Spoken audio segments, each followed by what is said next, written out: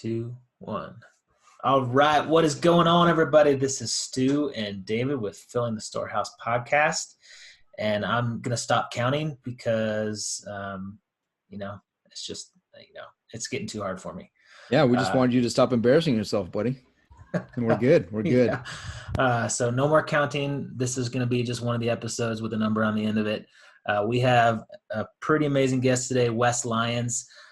He is a fellow Navy veteran, fellow Naval Academy graduate, and we connected quite a while ago, wasn't it, Wes? It was a couple of years, I think. Yeah, man. So Dave and I have been pretty open with our faith and kind of the background behind our business, and Wes reached out to me, and we connected and talked about real estate. We talked about being a Christian, an entrepreneur. We just had lots in common. He now lives in Dallas, which is where I'm from. His wife is from there. So just a super solid dude. And we wanted to have him on and talk about everything he's doing. So David, if you mind, could you give a little background of Wes? Yeah, I don't mind at all. So Wes is co-founder and general partner at Eagle Venture Fund, a business consultant for impact companies, and founder of faithbasedinvesting.co. Wes has previously co-founded a multi-strategy private equity fund, served as a wealth manager for high net worth clients, and completed 3 combat tours fighting ISIS and Al-Qaeda. Wes is a certified financial planner and certified kingdom advisor. He has a passion for helping investors and entrepreneurs heal and restore what has been broken. Welcome, Wes. Excited to have you, buddy. Thank you for having me. I appreciate it. So it's you said it's not quite hot there in Dallas, because I know it's coming soon, right? No, I'm treasuring these 70 days. I know they're numbered. They are numbered. I tell you, it's going to get hot real fast and real humid, but it's all good. Well, cool, man. So faith-based investing. What does that mean? What is faith-based investing? If you could kind of just talk about your business and what it is and what that really means. It's a great question. I think a lot of people have stumbled on what is faith-based investing, and I really stumbled on it when I first became a certified financial planner. Kind of went saying, "All right, my faith matters to me. I come from a missionary family. How do I integrate my life with what I'm doing?" And what I found were companies that they would take, for instance, the S&P 500 and say, "Let's get the sin out. Basically, let's get the alcohol and tobacco out." And it wasn't inspiring the way it was done, and their performance was poor, and I ended up kind of giving up on it. But for many people who have taken a look, that's all they see for faith-based investing.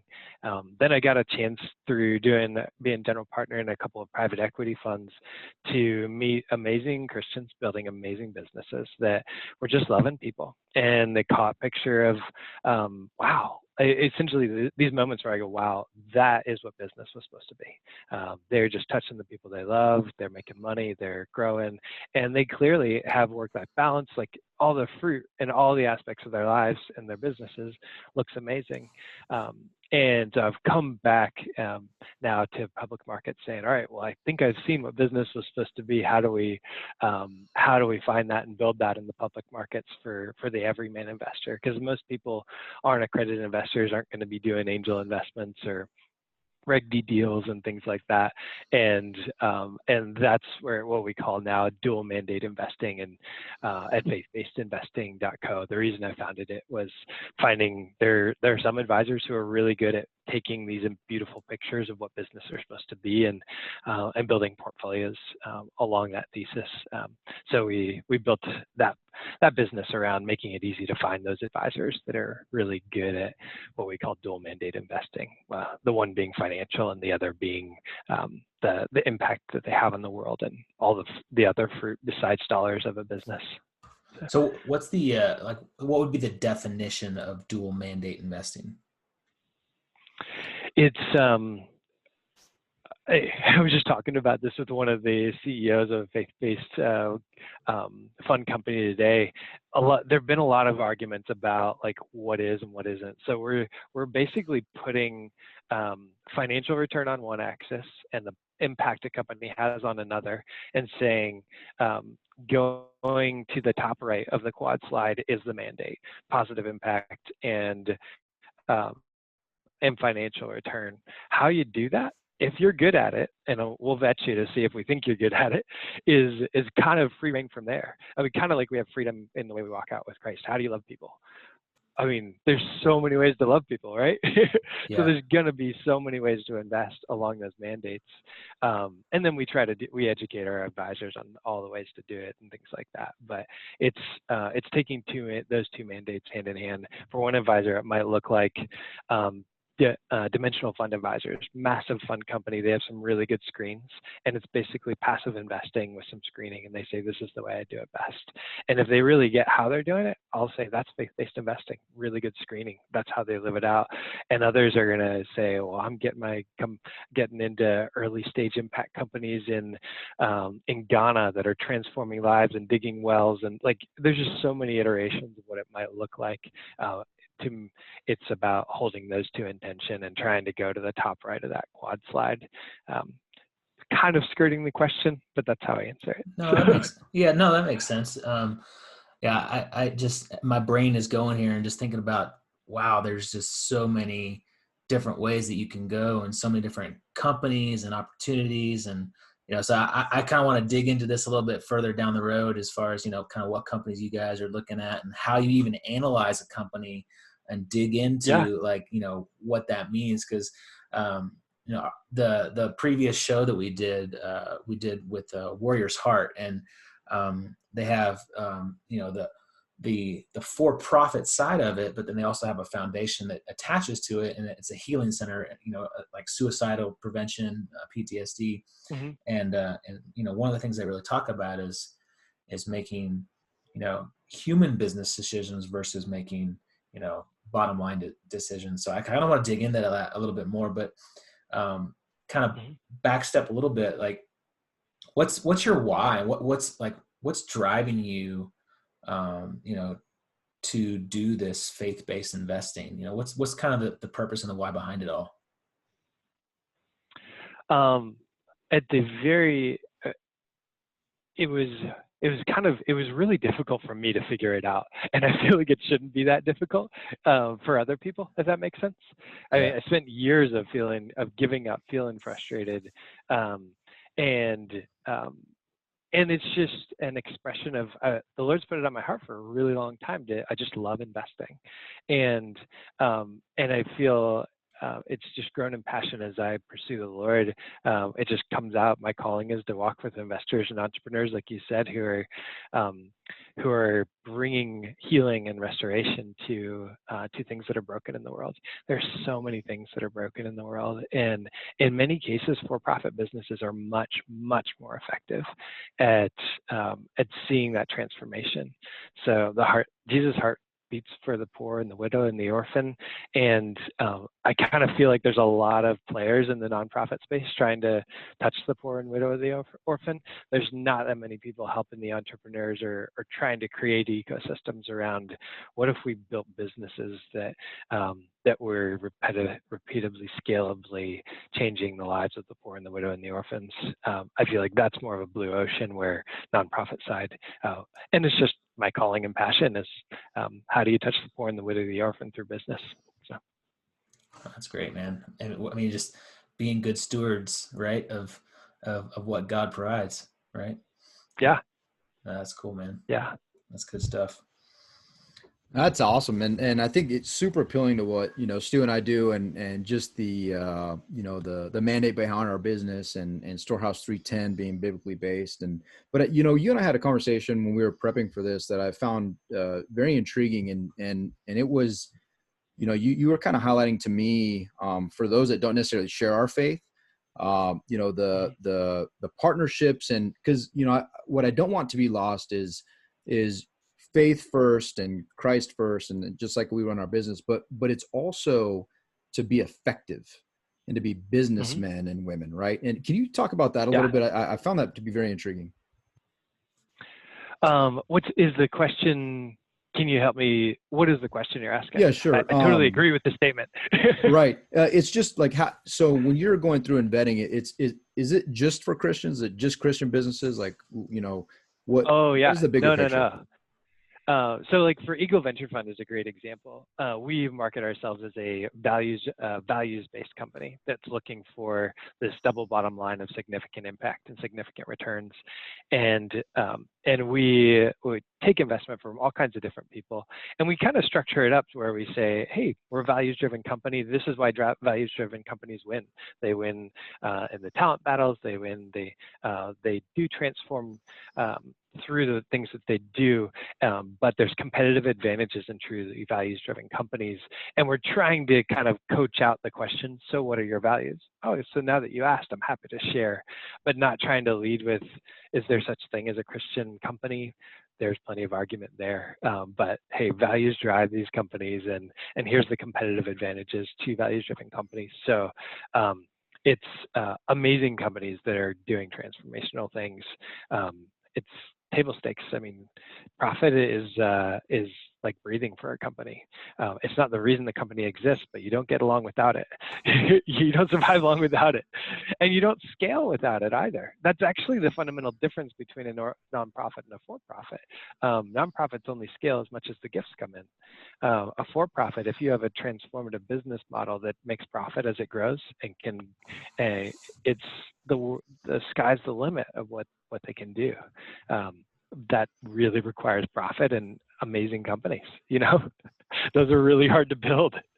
Yeah, no, and I think that's what's awesome about it is, as we look at it, Stu and I want to have a very effective business with the recognition, exactly as you highlighted. We could have the best intentions in the world, and we absolutely feel that, even like with this podcast, for example, it's our faith, family, and financial freedom, in that order, and there's such a powerful mandate when you have your priorities aligned appropriately and correctly, from our standpoint.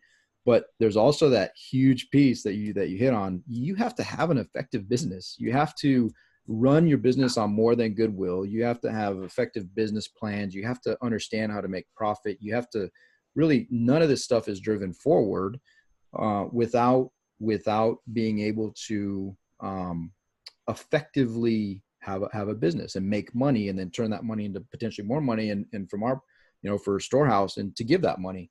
And if we're making more money, we're giving a lot more money, and those kind of go hand in hand. I think it's a huge point that you hit on. I really appreciate that.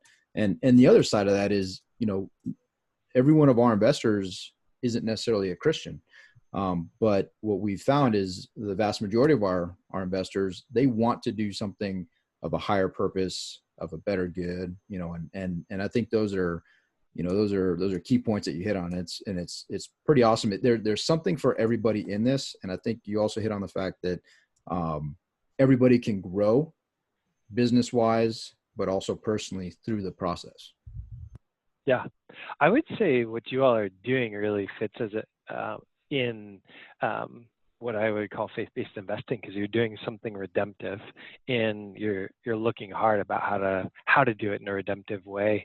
And I think a lot of people want to get close to a deal, and I've talked to people who have said, like, oh, I really looked at all the options and just couldn't get excited kind of from a faith perspective about the S&P 500. So I got into real estate because I knew that inherently putting roofs over heads is redemptive. It's one of the things in Matthew 6 that actually, does he talk about?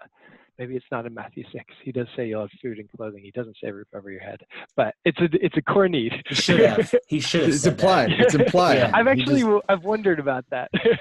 Why isn't housing in there? I think it's a basic need, but it is, regardless, it's inherently redemptive. And if you're doing it in a redemptive way, it's just a cool way for people to get close to the deal and see the redemption in their investment. So I think it's a great example. So. That's awesome. That's awesome. So do you have so speaking of real estate, how does real estate kind of contribute to the faith-based investing world? I mean, is there room for that? Do you guys kind of work in that field at all? Yeah, we're actually we're incubating a fund right now. There's a large nonprofit that they put couples into apartment communities, and they just love on the people there. And they've seen immense fruit from that's a nonprofit actually, where and the amazing combinations that we're talking about, significant impact and significant returns going hand in hand, is they put it in there to go make a difference on those people's lives, to share the gospel, to serve those people, and to truly serve the tenants. And then they've seen this consistent lift in they have a better online reputation, more people are renewing, like all the things that somebody who's managing 200 units wants to see.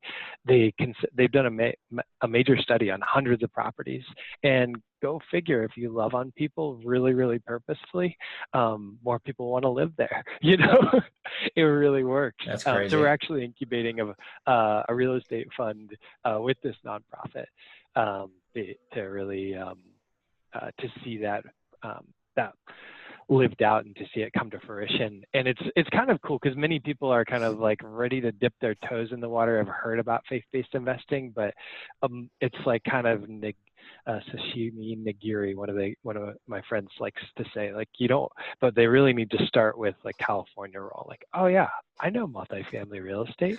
Oh, you're just putting them like somebody in there to love people.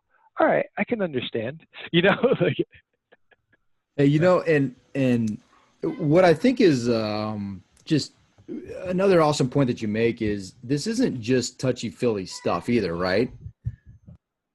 This is Sure. no kidding, data-driven, like, yeah, it's hard to measure and quantify, okay, I love on somebody this much. I love on them 10, and, the return is whatever. But like that's not possible. But it's not just a feel-good thing. You guys actually have data points that show and metrics that show that increase and whatever it is, lease renewal, income, that's fascinating.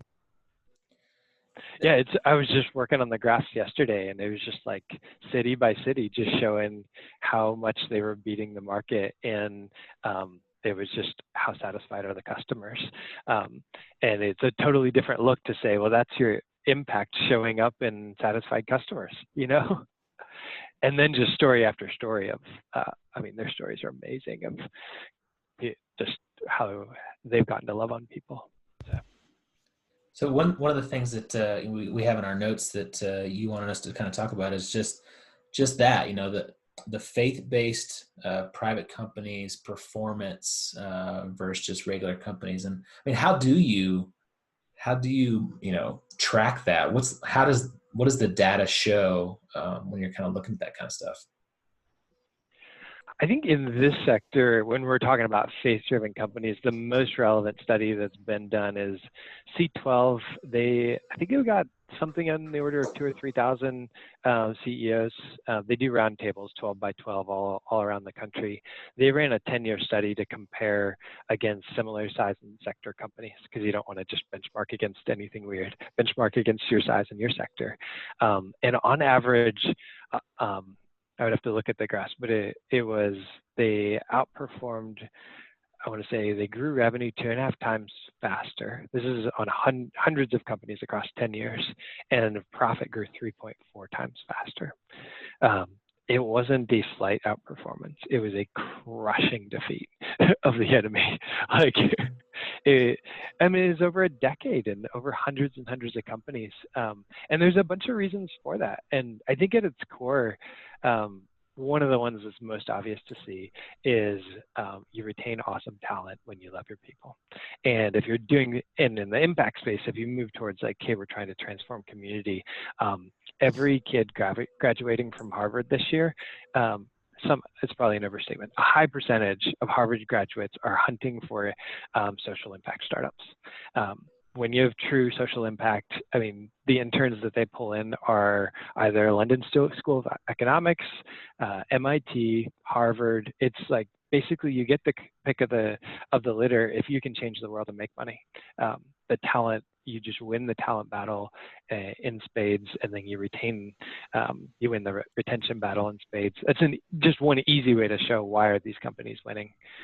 If you get the best people and hold on to them, you're probably going to win. So. Yeah, and I want to anchor on that for a second, and for our listeners out there that are thinking about starting businesses, and when you look at it, it's not just about the external mission potentially. It's not just about how you look at the world from, like when Stu and I with Storehouse 310, we look at the world and say, okay, we make money, we give money to this organization, it helps, feed, care for, do whatever for these folks, but what a great focus. And that's something that, Stu and I recently were able to do with our first hire, but is, you hit on as far as the focus on what you want the internal workings of your business to look like, who you want to be there, what kind of culture you want to set. And I think that's something that Stu, we haven't necessarily hit on as much, but what a great point in spending time, the time you spend to cultivate that culture within your business. It has some, I mean, you can't even measure how that pays back. So, and how like, Yeah. um, how do you test that? I mean, how do you, like, from a financial planner, how are you going and finding these companies and doing an analysis on this company and making the decision to tell people that they need to invest in a company like that? I mean, I feel like, Yeah. I feel like it'd be kind of hard. There's kind of two hats. What comes to mind first is in the public market space, one of the companies that does this really well is Eventide Asset Management.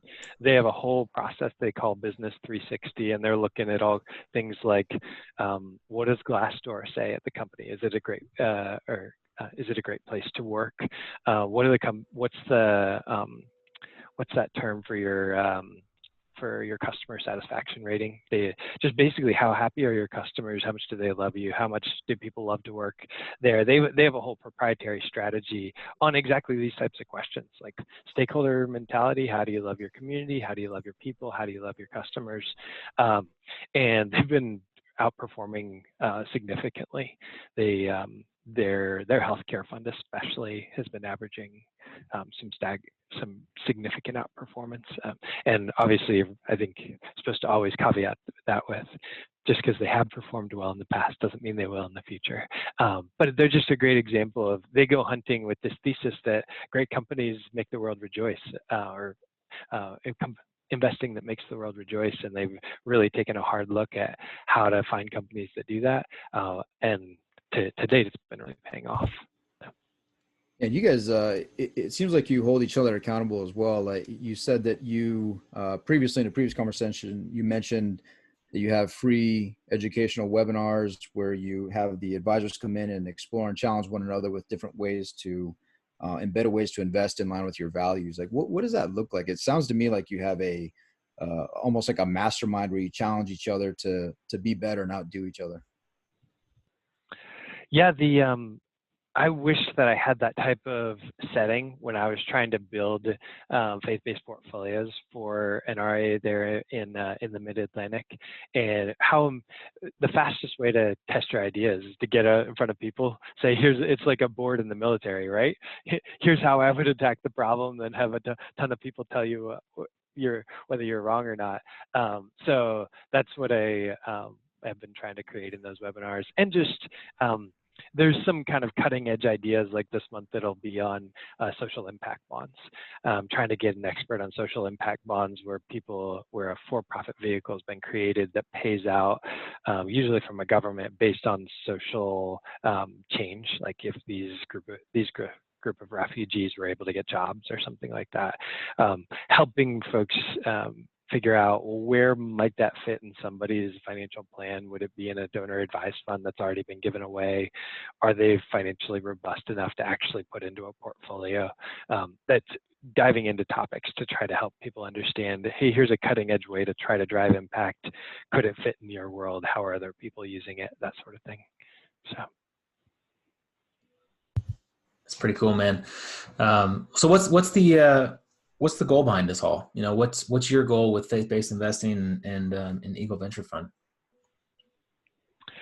That's a good question. I mean, the Lord has really pushed me that about really setting him as the center of it. I think when I look at the outcomes, to probably more specifically answer the question, I really want to see the faith-based investing space grow and the language really be unified and sometimes it can get a little divisive about like which thing is sin and which thing is not, to unify around, hey, let's go love people, let's go figure out how to do it, to see it really grow and to see those impacts multiply. It's loving God and loving people through this one little facet of our life called investing, you know? Yeah, we have a lot of very entrepreneurial partners and investors and military folks just like us, right? That listen to the show or invest with us personally. And I'm just kind of curious, like how does everything that you described intersect with what they do to help them to achieve their highest and best? Like, what are the practical ways in which there's some natural synergy between folks like us and what you're doing? Yeah, it's a good question. I think very specifically, faith-based-investing.co was built to solve a specific problem. If these types of ideas of dual mandate investing and making a difference resonate, I've gone through and vetted the best advisors in America to do that have the right certifications and that really get this. So that site is built to make it really easy to find them. And then I think just getting around, hanging out on podcasts like this, getting around people that are doing it and pushing one another makes a lot of sense as well. Those are the things that come to mind. This is this is a little off of script, but it kind of just brought to mind, for me, so David and I are trying to grow this business, Storehouse 310, and from what you've seen in your experience of really looking at companies, within this kind of faith-based investing world, like what type of advice would you give to a company like us, to really grow our business, kind of in the light that you're looking at? It's a good question.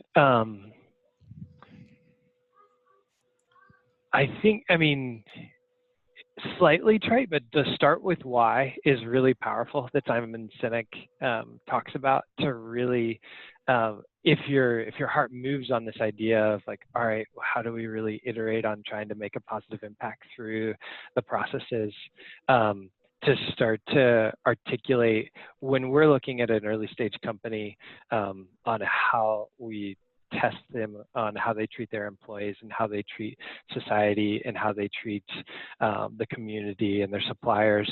And the worst score, it's a Likert 1 to 5. The worst score is, look, everybody, if they're not interested, they're probably not talking to us, right? Like, oh yeah, I want to make a difference. But it marches up as you start to write down, okay, I really want to love on my employees, let me write down a plan for it. And then it marches up further if you can measure success.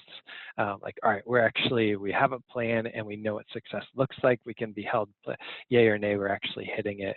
And then you can iterate from there. So if we were evaluating a company, just taking a look at the people that your company really touches and starting out with, all right, how do we touch their lives? And for employees, that usually looks like having good compensation and great training and chances to have ownership and whatever. Asking them what are on their hearts, what are their dreams, and for the community it would be different and things like that. That's what comes to mind. I don't know if it's helpful. That's very helpful. We're extremely about action items. And that's one thing that, Stu and I, so you probably would turn us down if we were coming to you right now, but, we've not spent a ton of, so we prioritize, our employees, our investors and our teammates. And it's really a huge priority for us, when it comes to everything from paying them and how our resources are allocated, but to write it out, I think is a huge action item that, Stu and I will definitely take for action. That's great. And asking them, hey, how can we, from your perspective, how can we make you help you to achieve your highest and best. And I think just asking those questions, writing them out, developing a plan, those are awesome action items. So I really appreciate you sharing that with us, because I'm definitely taking that from that gem for sure. Yeah, I mean, so like we've talked a lot about in the past, and the book Start With Why has come up multiple times, and it's actually one of our questions that we used when we were interviewing a potential administrative assistant. We just hired an administrative assistant, and we took a long time to try to find the right person, and we asked them what their why is, and have they read the book Start With Why, or if they watched the TED Talk. And so we've kind of got that down. We have our we have our why. We use the book Traction to kind of look, put our business plan in place, and our goals and our purpose and our mission. But something like what you just talked about of having a plan on how we're really going to impact our team members, and like Dave, for you and me, our action items are we got to come up with some data and some metrics that show how we're supporting our team. That's pretty cool, man. That's powerful stuff. Any other thoughts? I mean, Cool. Can you give us some more action items here, man? Come on, let's go. We need some. I got my pen. I'm taking notes. I mean, one of the things you have to go figure out is what standard market rates are on some things, so that you may think you're doing a great job in compensation, and then find out, oh, I thought I was doing awesome. That just took me to average, or just exploring. It can really touch your value statements and your mission statements as well. I was just talking to a founder who he just said, hey, the goal of this company is to enrich the lives of service workers. That he's acquiring a ton of companies, and his whole goal is to enrich the lives of service workers. So it can really sneak its way into, or powerfully sneak its way into, your mission and purpose statements. And I think you all really touch the lives of your investors in a more powerful way than many situations, but really trying to think with those bake into your vision and mission, and that it starts to cascade into your traction items, right? What's our why for each of those, for our employees, for our investors, for our families, things like that, so that it starts to translate into true action. So That's good stuff. Love it. Yeah. Thank you very much for that, Wes. That is, we love nothing more than coming out of these with action items. So really cool. appreciate I'm glad it. it's helpful. No, it's great. It's great. And I am absolutely sure that it will be helpful for our listeners as well, as they navigate some of these thoughts. Cause and that's part of the point to your group as well. And to how the advisors challenge each other to be better. Our masterminds, all these things that we do, these are the reasons, right? Stu and I potentially could have gone another couple years thinking we're doing great, and our employees could be like, man, those guys, they're not even paying us the going rate. And we wouldn't know that, because in our minds and our hearts, we're prioritizing what we think is awesome for our team members. Yeah. But at the end of the day, we may be missing the mark, because it really should be data driven. It really should be well thought out. It really should be based in why. And so that's awesome. That's great. Great advice. So maybe down the line a little bit will be a fund that folks are wanting to invest in. So we'll be talking more. We'll be talking more on that for sure. Hey, we love also talking about and asking our guests, this especially this conversation, very feel good, very focused on highest and best, and helping others out and focusing outward. I imagine that, particularly right now with COVID, that's very germane, that there are some hard times, particularly in investing. But I'm just kind of curious on when things fell apart, and what some of the challenges you faced, and what you did when you faced that adversity. Yeah, I was trying to think through that last night as I was saw the question was coming. I'm like, which failure should I bring up? The one, I know a lot of folks that listen here have experience with the military, and the one that just really popped in my mind is twice in 2 weeks, when I was a navigator on a P3, I left classified material sitting out. and got in a lot of trouble for it. I was on the hot fast track to have every great job and everything was going well, check mark, check mark, check mark, and had the sweet job that stripped away from me and was kind of the goat of the squadron for a while, just based on misplacing, just boneheaded, not paying attention that I was I'm leading assuming by classified, GOAT, sitting you're out. not talking about greatest of all time, right? No. No, I just felt really, really down, and it really, I think the Lord was trying to get a hold of me that to let go of this idea of looking successful in front of people. He really so much wants me to pursue Him instead of looking at, because I looked really, really unsuccessful, just dumb in front of everybody that I worked with. And the Lord blessed me and allowed me to dig out of that over the next couple of years to go on to be very successful there. But that moment was such an awful, that the moment went on for a while. You keep walking into work and keep dealing with the fallout of the investigations that happen and things like that. And I think the Lord just loved me enough to try to shake me up, and I'm still learning it many years later. Trying to remember that He wants my heart, and He wants me to love the people around me way more than He wants the number one EP or the big investment return or whatever it is in that season of life. No,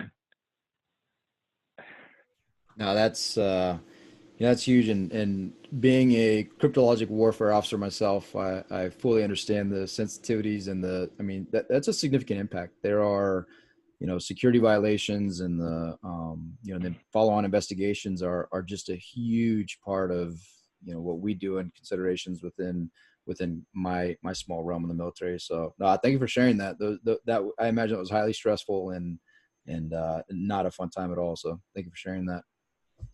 David likes no always fun. David likes to always throw out that he's like, super secret guy, like super top secret guy. Hey, I'm so cool. I'm super top secret guy. I don't know if I've ever thrown that out, not one time, because it's not really that cool. And Stu, as an action item, I hope that he wrote down how to treat partners, and I'm assuming that when we talk about employees, partners is part of that. Is that not true, Wes? Hey, it's just all love. The more I make fun of you, it just means I love you more. Yeah, I had a boss that told me, you kick the ones you love. He always told me that after he made fun of me, but he's like, hey, Goody, you kick the ones you love. And then he'd walk out and I'd be like, thanks, boss. Appreciate it. Good stuff. Hey, Wes, what would you say is, a favorite resource or educational item, that you personally have used to kind of help you grow, or something that you suggest for others? One space that has been pulling together a lot of material and a good podcast is faithdriveninvestor.org. Henry Kastner and the guys that are doing the Faith Driven Investor site are doing a great job.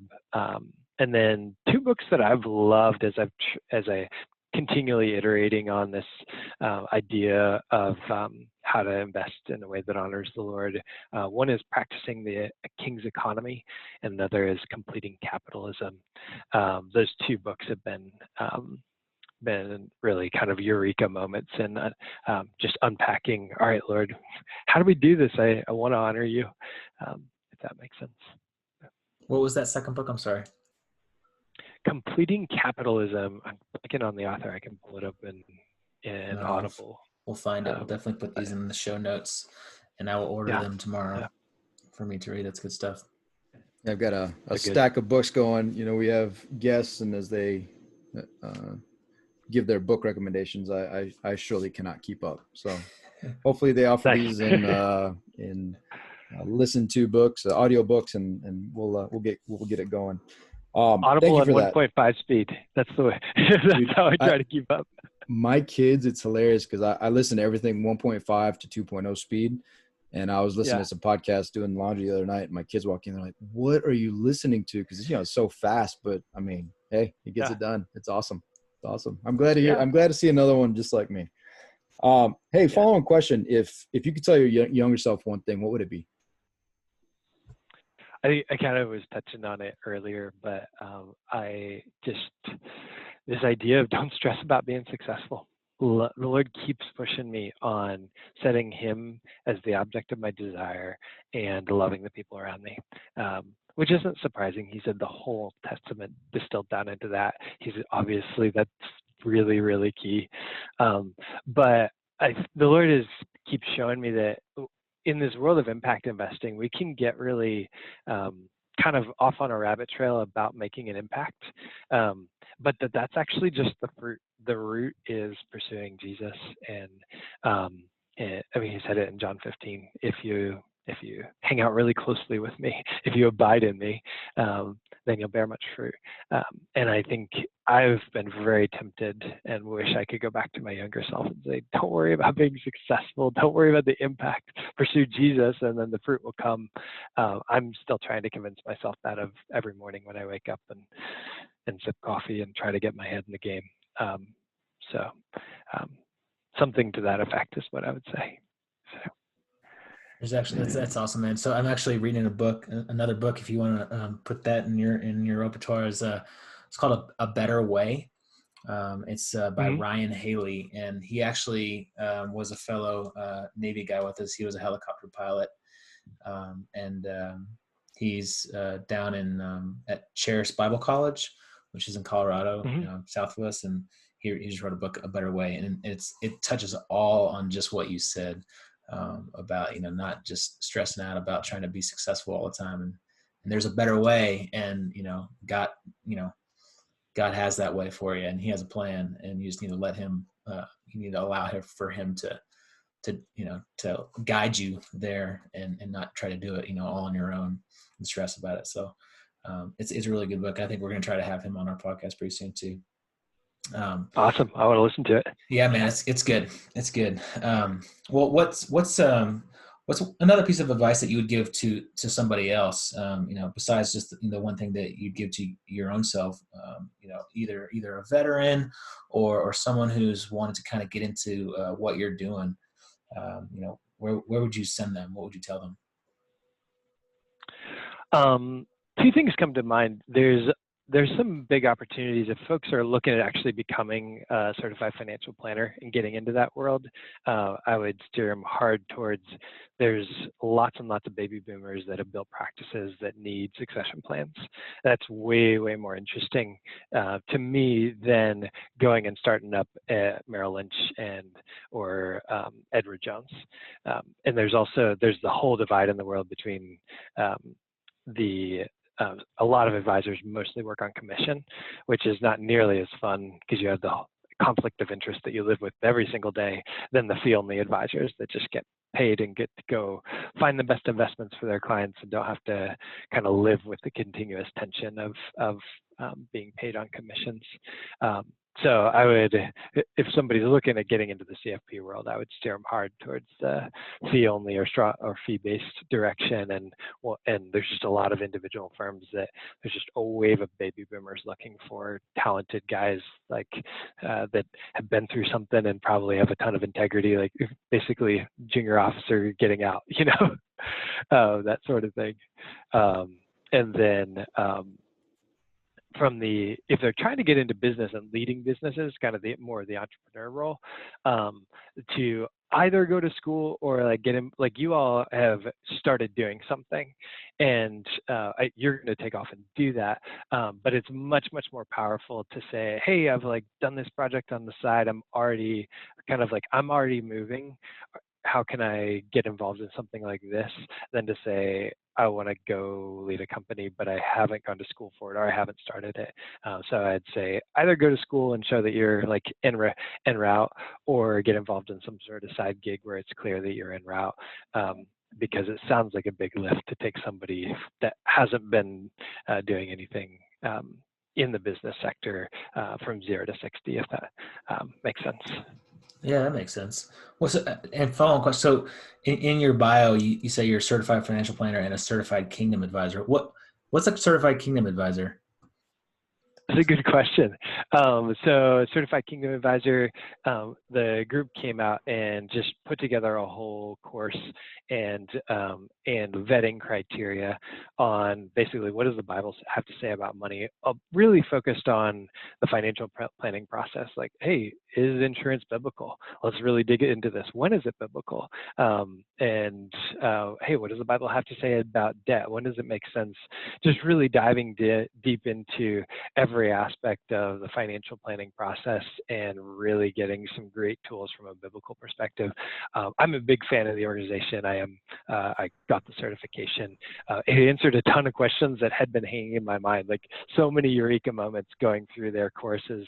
Ron Blue's the founder, and he's just got an amazing anointing for teaching, specifically teaching advisors to help their clients. So when I was starting a business about how to find an advisor, I was like, well, they have checked so many boxes, from vetting people and getting recommendations from your pastor and the commitments that people make to live biblically and the training they've done. It's really a subset underneath the Kingdom Advisor culture that I'm looking for to send people to. So. That's cool, man. So there's so is there multiple companies, or is there kind of just one company that gives that certification? I mean, that sounds super interesting. Like I might go try to take it myself. It's one organization that gives the certification. I think there's closing on 1,000 certified Kingdom Advisors. They have a find a CKA function on their website if you're looking for one, or you can sign up and take the courses and stuff. I think if you Google Kingdom Advisor, it's the first thing that comes up, I think. Nice. Oh, that's awesome. What grade level do you have to be able to read at? Take the course. I don't know. I'll have to get back to you. Yeah, not really. It's more for a friend. I'm asking for a friend who may be interested in achieving the qualification. Oh, I see. Yeah. Knew that was coming. No, I'm just curious. No, Stu, I'm looking out for you always, because it's part No. of my primary goals to make sure that I am a good partner and help you to achieve your highest and best. Thanks, man. I appreciate you. Turning a new leaf. And it's interesting. You are our second certified financial planner, and you talked about, we had Dr. Mills on previously, and they're always looking for talent and the process they go through, and he kind of highlighted some of that and vetting the folks and looking for good people, and faith-based business as well. He was actually my pastor before he went into financial advisement. So obviously I'll make a natural connection between you and Dr. Mills at a later date. But I think what's really interesting, and not that this show is necessarily a financial advisor show, but you guys have such varied backgrounds, and you're so versed in so many different things and different strategies. And I think there's a ton of value in that. And when people talk about having coaches and working through this process, it's interesting, because in finances, a lot of times folks will want to own the process themselves. But, if you're playing a sport, you have a coach, and the coach teaches you that sport. If you're going to be a doctor, you go to school, you have mentors, you have teachers. And I think finances is something so important. It's equally as important to have wise advisors and folks to help you through those investments. So I think that's awesome. Yeah. And that's a perfect segue, not giving myself credit. Of course, it's all credit goes to you, but how can our listeners get in touch with you? How can they move forward and potentially get connected with someone who's got the same values they do and really is, can be a wise sounding board for them, an advisor? Yeah, go into faithbasedinvesting.co is the way to find an advisor, and there's a contact us button that goes that I get the emails if they got questions directly from me, or on the early stage companies and real estate side for accredited investors, eagleventurefund.com. That's the other side of my work. So. Dude, this has been a treat. It's I got lots of notes here, lots of action items. Both ways, this is fun. Mainly for David, he's got lots of action items that we're going to come out of this. I'm going to task him big time. We have these projects management software, Asana, and I task him left and right. It's awesome. But it's for those of you looking for a management system, Asana is awesome, but also has a silence function, which is very, very effective. But seriously, man, we really appreciate you coming on and spending some time with us. some great, just super powerful nuggets of information that we can take out of this. And I really appreciate you, man. Yeah, Likewise. thanks, For the Wes. I time think today. I think our listeners, there's a ton of value, not from the podcast, not from the podcast alone, but also just future connections. So hopefully, folks will reach out to you and really, it doesn't hurt to at least explore the different avenues that you have and potentially get you will come away with either action items or smarter than you went into that conversation. So really appreciate you offering that up, offering yourself and dropping some wisdom on us. So thank you for that. Thank you, guys. Appreciate it. All right, so we'll put how to get in touch with Wes in the show notes. We'll put all of his references and resources, and hope you guys enjoyed it. Please share it. Please tell people about this podcast. We want to add value to people's lives and share this with as many people as you can. So, you guys have an amazing week, and go fill your storehouse. Make it a great day. See ya.